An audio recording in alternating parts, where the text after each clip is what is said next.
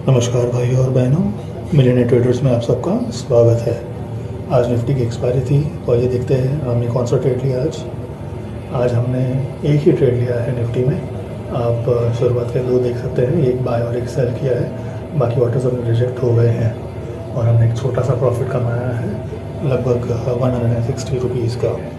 ये जो प्रॉफिट हमने कमाया है वो जो अपना ट्रेडिंग कैपिटल है उसका लगभग 28-30% है। And as I always say कि कुछ भी हो यार, 5%, 10%, 15% जो भी मिले आप प्रॉफिट में ही क्लोज़ कीजिए।